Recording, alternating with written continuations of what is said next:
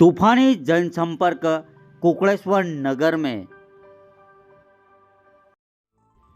मनासा विधानसभा क्षेत्र के वर्तमान विधायक व भारतीय जनता पार्टी के बीजेपी प्रत्याशी अनिरुद्ध माधव मारू का कुकड़ेश्वर नगर में 14 नवंबर को सायं 5 बजे एक ऐतिहासिक जनसंपर्क शुरू हुआ, जो कि नई आबादी बालाजी मंदिर में दर्शन करने के उपरांत अनिरुद्ध माधव मारू भारतीय जनता पार्टी के प्रत्याशी ने कुकड़ेश्वर में सभी गलियों से गुजरते हुए तंबोली समाज की धर्मशाला पहुंचे, जहां पर उन्होंने जनसभा को संबोधित किया। कुकड़ेश्वर नगर में अनिरुद्ध माधव मारू भारतीय जनता पार्टी के प्रत्याशी का गर्मजोशी आतिशबाजी के साथ में पुष्प वर्षा करते हुए हार्दिक अभिनंदन व स्वागत करते हुए उनके समर्थक उनके साथ में चलते हुए दिखे। वहीं विकास का पहिया माधव भैया के नारों की गूंज कुकड़ेश्वर नगर की गलियों में गूंजती रही।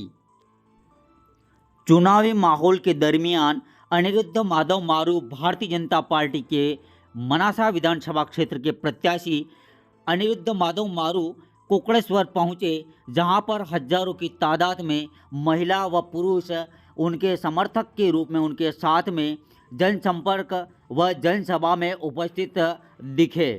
अनिरुद्ध माधव मारू ने कांग्रेस के प्रत्याशी नरेंद्र नाहटा पर लगाए कई गंभीर आरोप। देखिए कुकड़ेश्वर में जनसभा को संबोधित करते हुए अनिरुद्ध माधव मारू ने क्या कहा, देखिए पूरी खबर। और आप MP7 न्यूज़ चैनल को सब्सक्राइब जरूर करें। देखिए पूरी खबर, क्या कहा अनिरुद्ध माधव मारू। एक बार फिर भारतीय जनता पार्टी के अधिकृत प्रत्याशी के रूप में आपके सामने आने का अवसर मिला। निश्चित ही बड़े फिल्ट्रेशन के बाद, बहुत एक्सरसाइज के बाद पार्टी टिकट देती है। टिकट कोई ऐसा तो है नहीं कि मैं किसी हवाई अड्डे से ले आया, मोटर स्टैंड से ले आया, रेल के स्टेशन से ले आया और यहाँ आ गया। ये पूरी प्रक्रिया है। ये कार्यकर्ताओं से पूछ के तय होती है कि किसको टिकट देना चाहिए। कार्यकर्ता तय करता है, कोई नेता ऊपर तय नहीं करता अपनी इच्छा से कि कौन लड़ेगा चुनाव। जिसको कार्यकर्ता चाहेगा वही चुनाव लड़ेगा। ये भारतीय जनता पार्टी की और इनकी एक प्रक्रिया है। उस प्रक्रिया में उन्होंने माना कि मेरा कामकाज अच्छा था, मेरा कार्यकाल अच्छा था, तो फिर से मौका दिया।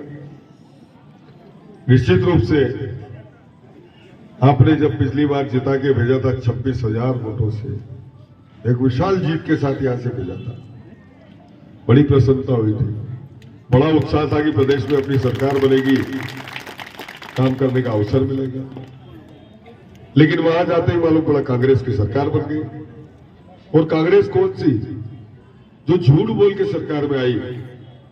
कहा था उन्होंने कि 2 लाख का कर्जा माफ करेंगे। उन्होंने ये भी कहा था कि हमारी बहनों को, माताओं को, महिलाओं के समूह माफ करेंगे। और ये भी कहा था कि हमारे बेरोजगार युवकों को 4,000 रुपए महीने भत्ता देंगे। ये सारे झूठ और फिर घोषणा कर गए थे उन राहुल गांधी, पप्पू भैया।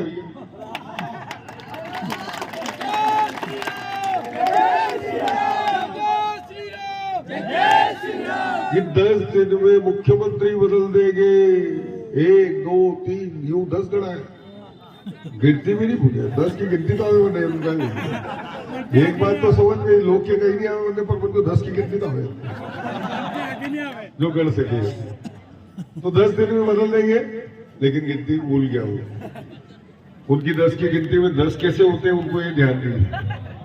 1.25 साल निकल गया और 1.25 साल में कितना नुकसान किया उन्होंने हमारा। संबल योजना जैसी योजना बंद कर दी, जिसमें 2 लाख रुपए मिलते थे आपको। 60 के पहले कोई चला जाता तो, एक्सीडेंट से जाता तो 4 लाख मिलते, बंद। बहनों की प्रसूति सहायता बंद, बेटियों के विवाह की सहायता बंद। और बोर तो और भी सरपंच साहब या नगर पालिका का अध्यक्ष, नगर पंचायत अध्यक्ष जी करें 5,000 दे जाता है। लाकड़िया का अंत्येष्टि का कभी भी भी खाई क्या बंद नहीं करते भी खाई क्या। हाँ अब हमने कहा सरकार बदलो, ये नहीं चलेगी। जो जनहित की योजनाएं बंद कर दे उसको बदलना चाहिए।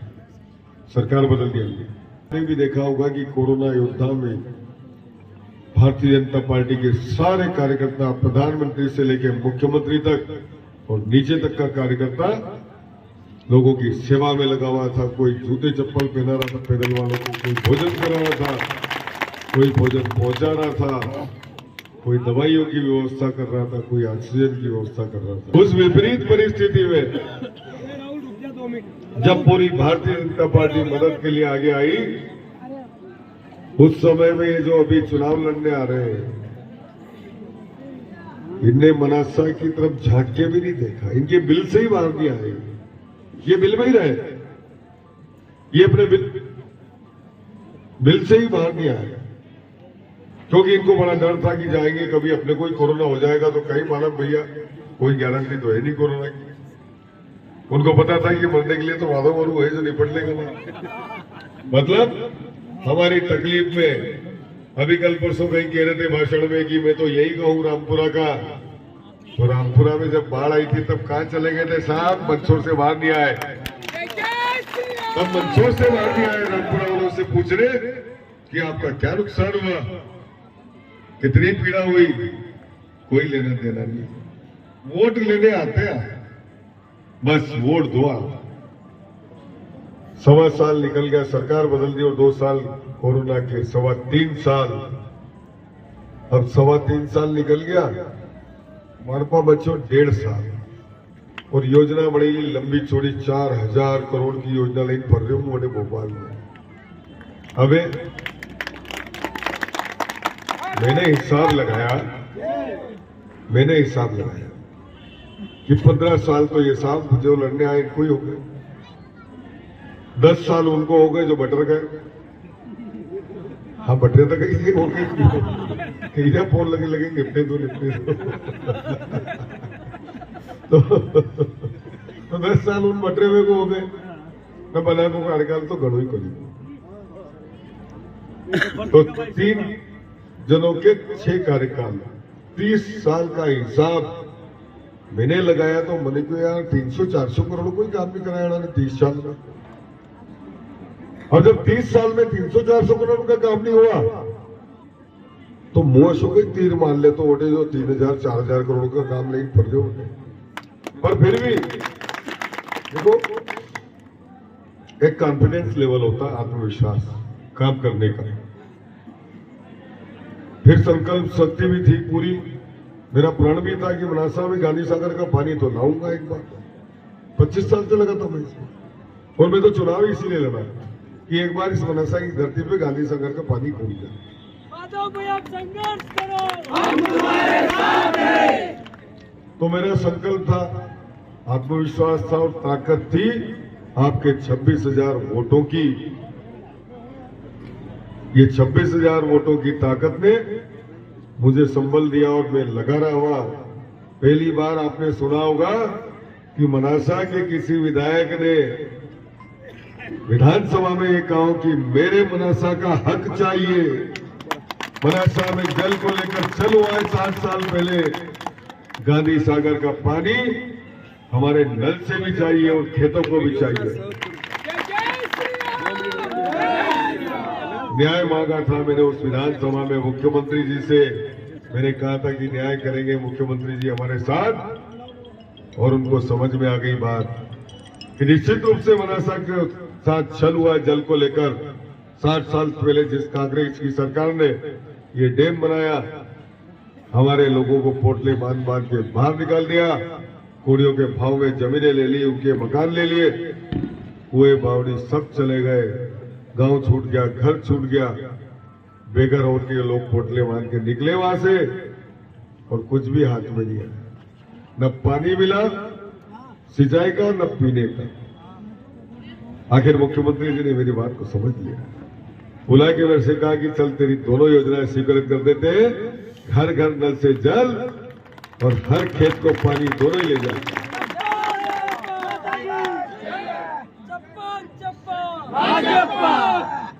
पटवा जी का भी सपना था, माननीय सुंदरलाल जी सपना का कि मना सामे गांधी सागर का जल आना ही चाहिए, और उस सपने को सच करने का काम आपके 26,000 वोटों ने किया है। आपके 26,000 वोटों ने पेयजल की योजना का काम शुरू हुआ और अब लगभग 3 महीने बाद आपके हर घर से नल से जल चालू हो जाएगा।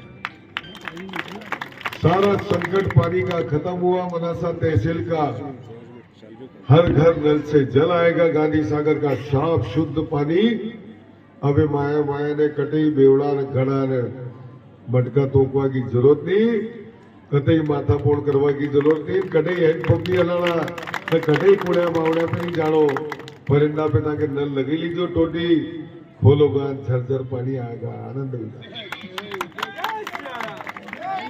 गंगा मैया आपके चौके तक, गंगा मैया आपके परिंदे तक, ये काम किया आपके वोटों ने। ये जो आपकी आस्था थी भारतीय जनता पार्टी के प्रति, ये उसका परिणाम है कि आपके घर के नल तक जलाएगा और हमेशा ही चालू रहेंगे।